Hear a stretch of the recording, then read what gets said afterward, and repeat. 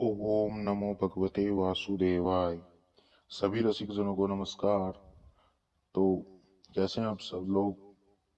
आपको जानकर अपार हर्ष होगा कि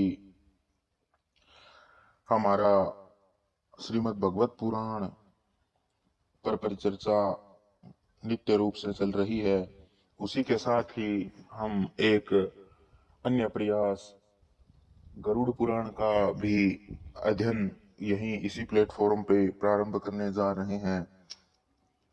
तो उसमें भी आशा करता हूँ कि आपका प्रेम और सहयोग हमें मिलेगा।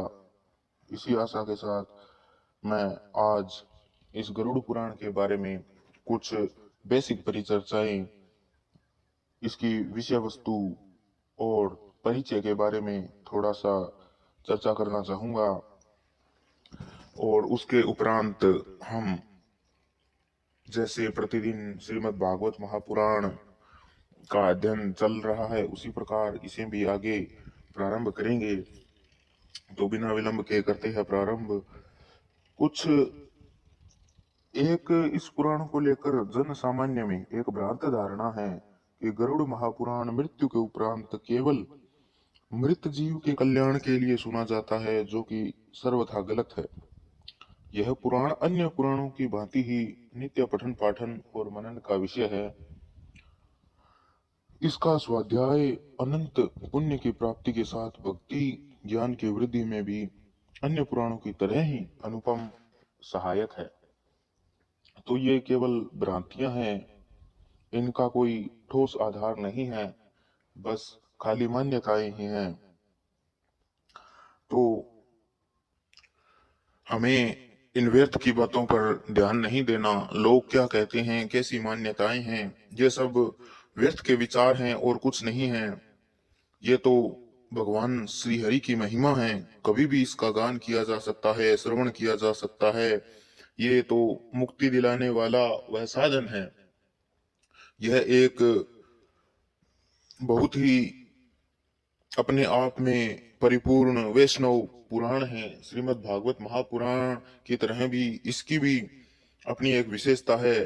तो हमें इन सब बातों पर ध्यान न देते हुए कि लोगों की क्या मान्यताएं हैं, इसको कब पढ़ना चाहिए, कैसे पढ़ना चाहिए, अरे ईश्वर का नाम लेने का भी कोई समय होता है क्या, कोई मुहूर्त होता है क्या, ये सब व्यर्थ की बातें हैं। तो थोड़ी सी इस पर चर्चा करें कि 18 पुराणों में ये गरुड़ महापुराण का भी अपना एक विशेष महत्व है। उन्हीं के समान ही है, यह अलग नहीं है। इसके अधिष्ठात्री देव श्रीहरि भगवान विष्णु हैं, अतः यह एक वैष्णव पुराण है। इसके महात्म्य में कहा गया है कि यथा सुराणाम प्रवरो जनार्दनो यथा युधानाम प्रवरः सुदर्शनम यथा पुराणेषु च गरुड़म च मुख्यम तदारहु हरितत्व दर्शनी। जैसे इसका भावार्थ है कि देवों में जनार्दन श्रेष्ठ है और आयुधों में सुदर्शन चक्र श्रेष्ठ है, वैसे ही पुराणों में यह गरुड़ पुराण हरि के तत्व निरूपण में मुख्य कहा गया है। इस मनुष्य के हाथ में जब यह गरुड़ पुराण विद्यमान होता है तो उसके हाथ में नीतियों का कोश होता है। जो मनुष्य इस पुराण का पाठ करता है अथवा इसको सुनता है वह भोग और मोक्ष दोनों की प्राप्ति करता है। इसके बारे में हल्की सी चर्चा मैंने जब श्रीमद् भागवत महापुराण के बारे में परिचर्चा की थी, बेसिक परिचय में डिस्कस की थी, तब भी थोड़ा सा बतलाया था और आपका सहयोग और प्रेम मिला। तो इसके उपरांत हम इसके साथ ही विष्णु पुराण का भी यहाँ पे कथन कथा जो है वो प्रारंभ करेंगे। परंतु एक बार के लिए तो श्रीमद् भागवत महापुराण एवं गरुड़ पुराण यही यथावत चलेंगे। यह पुराण मुख्य रूप से पूर्व खंड, उत्तरखंड और ब्रह्मकांड, इन 3 खंडों में विभक्त है। पूर्व खंड जो वो आचार कांड है, उत्तरखंड है वो धर्म कांड और प्रेत कल्प है, और ब्रह्माकांड तो है ही। ये कुल मिलाकर के 3 इसमें खंड हैं, इनमें विभक्त है। इसके पूर्व खंड यानी कि आचार कांड में सृष्टि की उत्पत्ति, ध्रुव चरित्र, द्वादश आदित्यों की कथाएं, सूर्य चंद्र आदि ग्रहों के मंत्र, उपासना विधि, भक्ति, ज्ञान, वैराग्य, सदाचार की महिमा, यज्ञ, दान, तप, तीर्थ सेवन तथा कर्मानुष्ठान से अनेक लौकिक और पारलौकिक फलों का वर्णन किया गया है। इसके अतिरिक्त इसमें व्याकरण, छंद, स्वर, ज्योतिष, आयुर्वेद, रत्नसार, नीतिसार आदि विविध उपयोगी विषयों का यथास्थान समावेश किया गया है।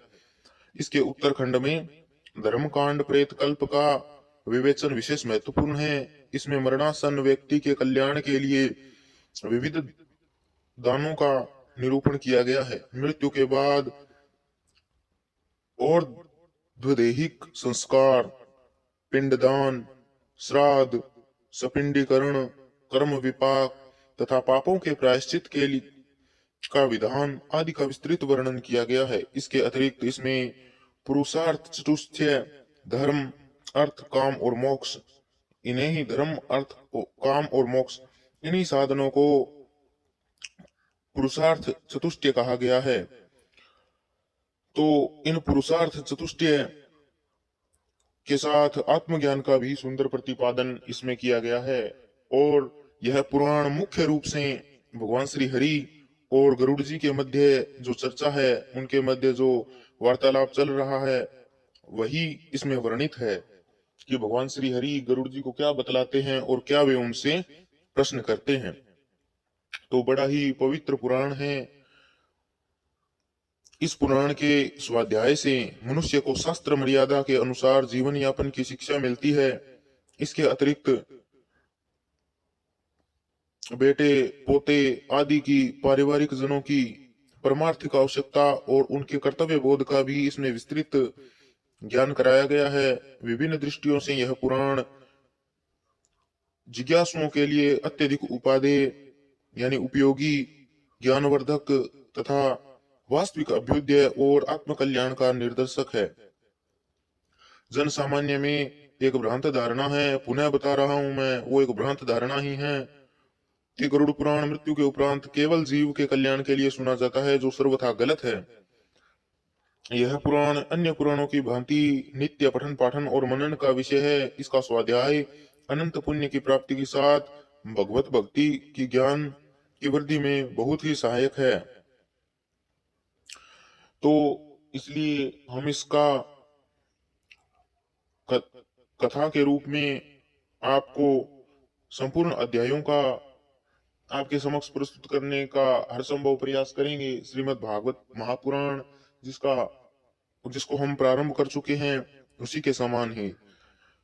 तो इसी आशा और उम्मीद के साथ कि आपका सहयोग हमें मिलेगा, आपका प्रेम हमें मिलेगा, आप हमसे ज्यादा से ज्यादा संख्या में जुड़ेंगे, मैं लेता हूं आपसे विदा। आज के लिए इतना ही। हरिओम तत्सत।